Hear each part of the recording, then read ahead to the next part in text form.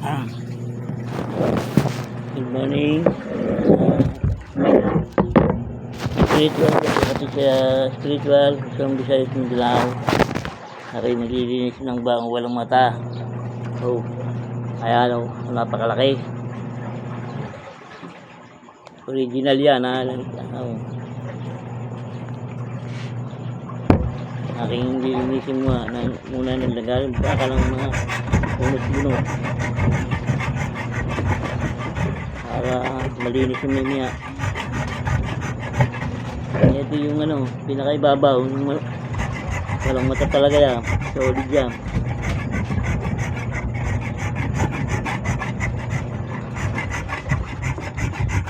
Ito mga kinakargaan sa parang sa bala. Maraming kinakarga dito mga kalikasan, mga mutya.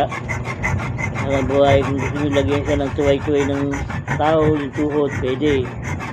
Mutya ng 4 elemento, tubig, hangin, apoy, lupa, pwede nyo karga dito. Tapos isang libreta ng may kakasal nyo dito, mga libreta na sa bala, sa kabal, sa lahat. Pwede nyo karga dito sa bao, walang mata. Pagpagpreso ng paggagawa ng bahong walang mata ay mahaba, hindi basta nagkakarga ng baho. Kailangan yung mga ilalagay yung mga kalikasan, yung mga original, mga mutya, kahoy na ibang klase ng gignum, meron nililiwasan ng bala, hindi pinagpupukan. Yun ang mga ilalagay yung mga kaklase ng kahoy na gignum. Tsaka yung libreta na mga pandigmaan sa bala, kabal sa bala, kabal sa patalim, yan. Lalagyan nyo rito sa tagalilong, kasama na yun. Ang paggagawa ng bahong walang mata, mahaba ang proseso.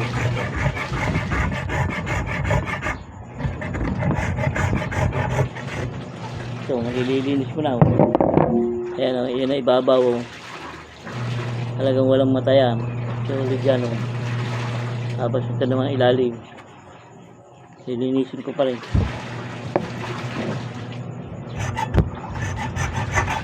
Mahirap magawa ng bao. Naalala ng iba, napakadaling magawa ng baong walang mata. Gagawing wintar, pandipesa sa katawan ng tao.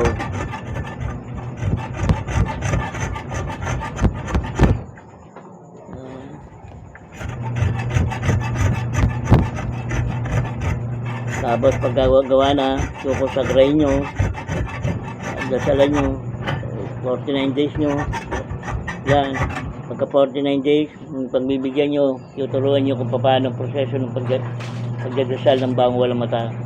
Every morning, before 6, tapos before 6 ng hapon, sa gabi, dadasalin nyo yan. Pag kayo ay may bahong walang mata, lalo't na alaman ay tuway-tuway, kailangan every day, every night, sinadasalan nyo yan. Pinampakain nyo ang bahong walang mata.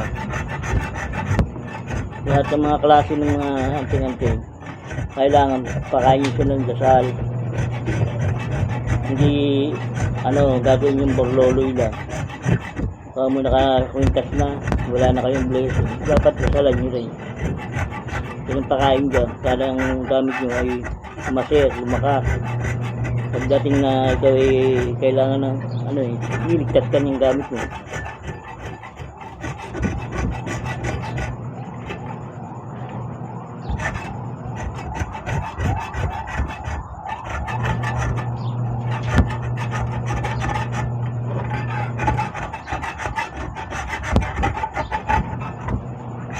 Sabihin ko ito ang biyernes ng umaga, paggagawa ng bahong walang mata. Sa ngayon ay lililinis ko lang ito para maglalagari ko ito. Yun naman lamang loob nito, yung loob, lalangisin ko sa pamamagitan ng lupa sa pulso. Dadasalan ko hanggang sa maglangis na. Ang langis na lalabas ito, sinlinaw ng tubig, yung parang virgin coconut oil. Pwede natin gamitin din panggagamutan. Magandang umaga mga kapatid. Sa spiritual, so Visayas, Mindanao.